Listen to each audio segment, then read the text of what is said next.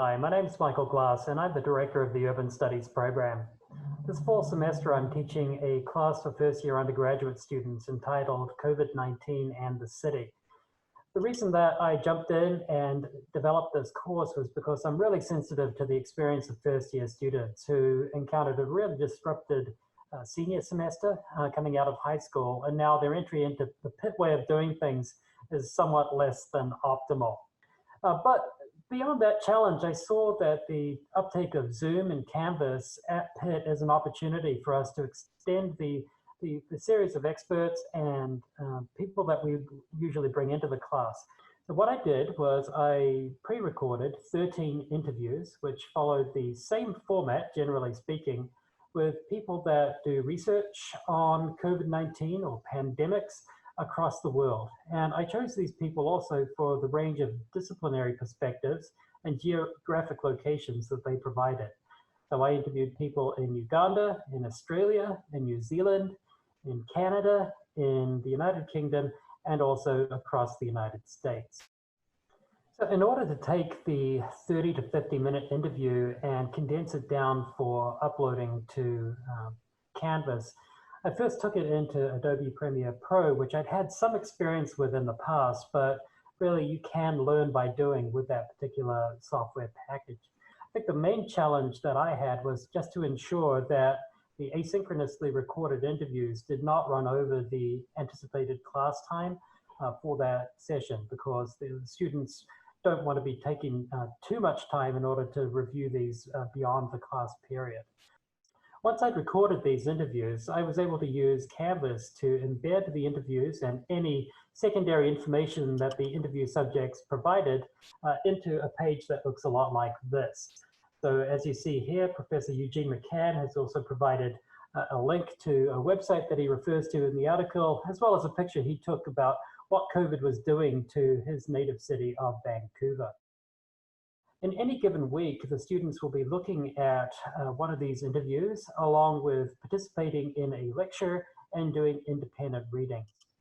On the Friday, we bring these learnings together in a discussion-based activity where they're expected to be thinking about what the interview, the readings, and all of the other course material tells us about some aspect of pandemic, of urbanization, and of the global interconnectedness of urban societies.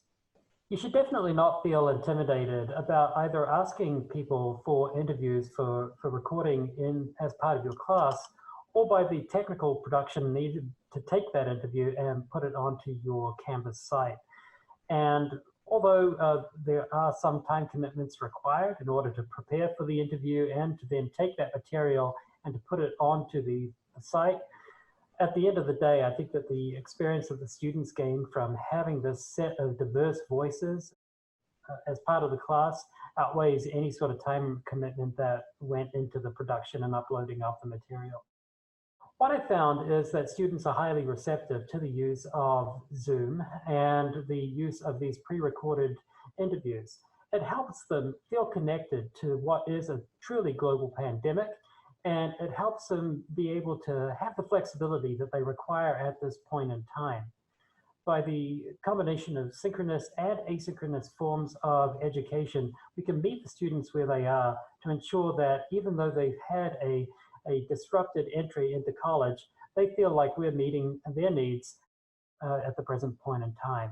I'm happy to answer any other questions you've got. My email is glass@pitt.edu. Thanks for your attention today.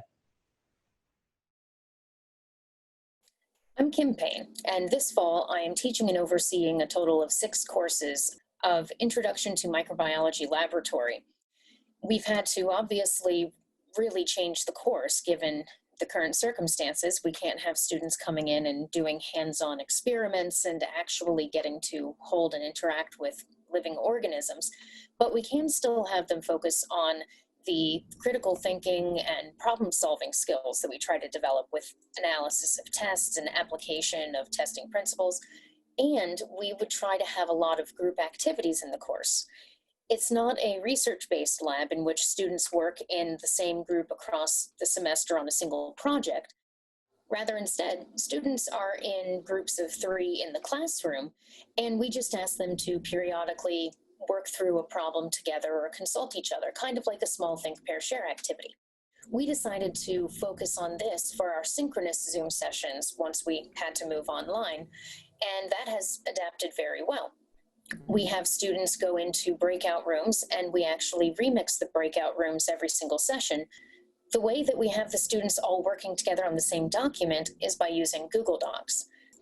So we create an assignment just in the form of a document with some questions and information. This is one that students have already worked on, and I highlighted in green where they put in their answers. And the students work through it together after a brief introduction to it all in the class. And we can actually then monitor what the students are doing by just having the tabs open and going through the different groups' Google Docs. Here I have 3 anonymous students logged in. No one needs to be signed in order to use this. But the students will discuss it in their breakout room, come up with the information, and then we have some sort of direction for them to follow to come back to the main session. If we see that they are going on the wrong track, might need some guidance, then the TAs and I readily hop into the breakout room and give them some guidance. Or if it looks like they're falling behind and being slow, we can just pop in and make sure that everyone's staying on track.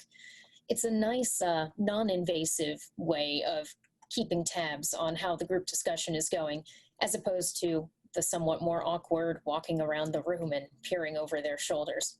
Once the students have finished getting their data, we go back to the main session where in the PowerPoint slides, we will have blank tables or images, and then we will ask the different groups to annotate them just using the Zoom annotate feature. They'll annotate the slides so that everyone can see what their results were, and then we'll discuss it as a group. If one group gets something incorrect, then we talk about why it's incorrect. It is really useful for discussion and often revealing misconceptions that can be addressed. So we've been having our Zoom sessions focus on this, with the majority of our content, lecture type material moved offline for asynchronous learning. And it's made for a much more engaging class. When I surveyed my students after using this technique and also calling for participation during the class over the summer, 50% of them said that they participated more or much more than compared to a normal in-person class, and only 10% said that they participated less.